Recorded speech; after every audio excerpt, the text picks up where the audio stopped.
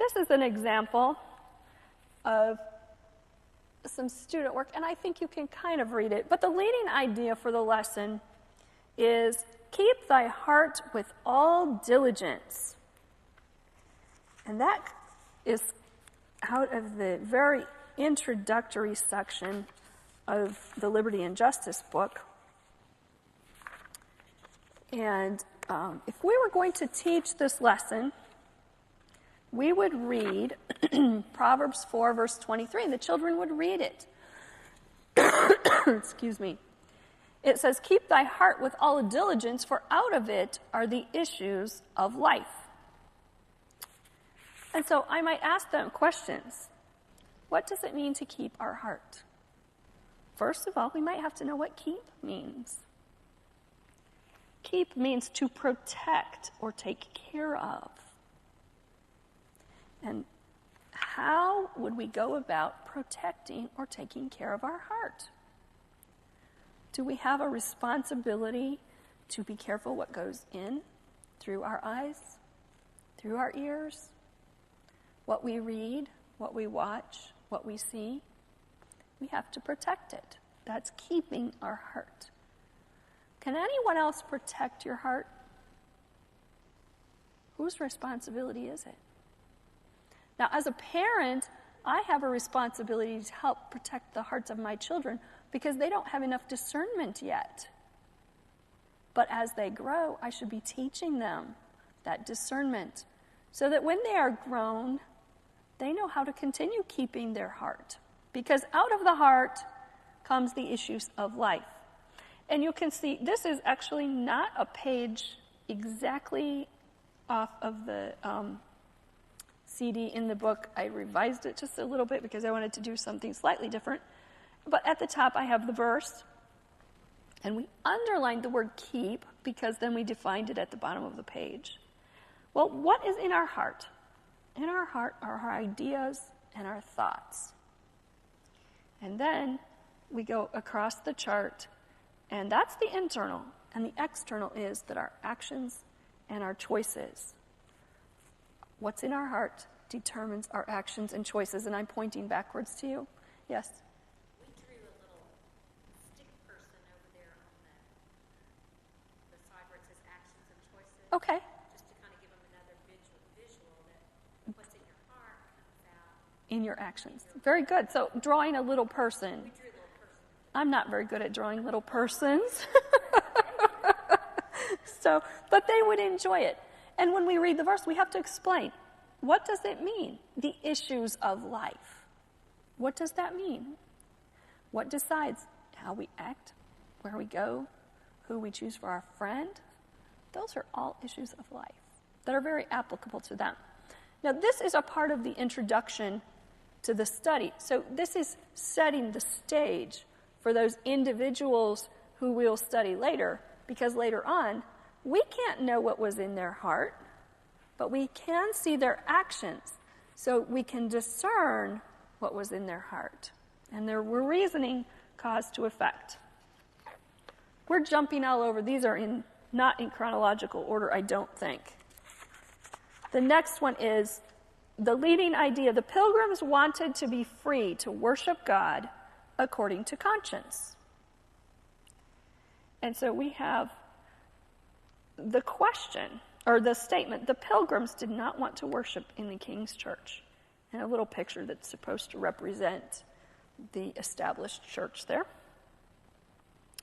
Well, if my leading idea is that the Pilgrims wanted to be free to worship according to conscience, what did they do?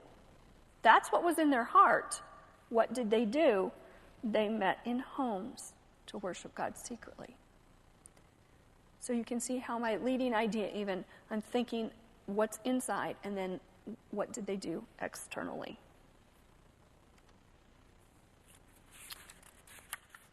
This lesson just dealing with God's providence in providing for the Pilgrims as they came to the New World. And this is just a page that I found online that they could color of the Pilgrims praying. And they wrote on it, the Pilgrims gave thanks to God for his care. How important that is to understand. We can look back and see God's care and protection, but the Pilgrims acknowledged it also. Bradford over and over in his history, telling how God provided through his providence. God did this or God did that. And it's so important for us to see that providence. That, remember, was one of our goals, course goals. Okay. Another example. The leading idea is that the Bible in the hands of the people changed history.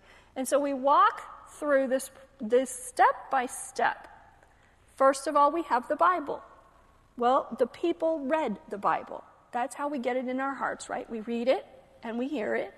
They read the Bible, and we know from Bradford that they listened to godly preachers, and it changed their hearts. And what did they do? Then they changed their lives.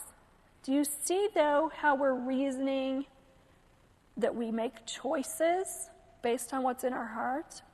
They made the choice to change their lives. It's that cause and effect, thinking internally to externally. God's word in their heart began to govern their external actions. Okay? And as a result, then, they wanted a church that would follow God's word. And so we take them step by step in that lesson through those ideas. And that changed history because they left the church and then events following that because of that. Another example of providence, and I enjoy this page. God protected the men of the Lewis and Clark expedition as they faced many dangers crossing the continent. And then these little pictures and lines for writing are placed in approximately the correct location. God protected them in their everyday life.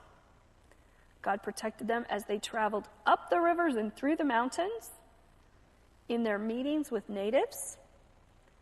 And God provided food, safety. He provided Sacagawea and strength. I'm sorry, I couldn't read that last one. So God's providence in their lives. And we can see that. And it's kind of interesting to depict it sometimes in a creative way for the things that they do record in their notebook, like putting them on the different places on the map. Going back to that idea that we introduced maybe at the beginning of the year about the heart, keeping our heart with diligence, because out of it are the issues of life. There's another verse that says, as he thinketh in his heart, so is he. And as we teach, at some point, whatever grade level you're working with, but as we teach the story of Benedict Arnold, as he thought in his heart, he chose his actions. And we see an interesting contrast between Benedict Arnold, the patriot, who in his heart loved America, and in his actions led troops to victory in battle, and then how his heart changed because of the seed of bitterness that he allowed to grow and bring forth fruit in his life. And he changed from being a patriot to being a traitor.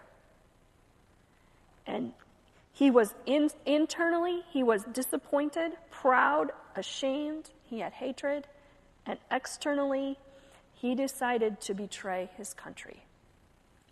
An interesting contrast of how someone's character changes because of what's in their heart.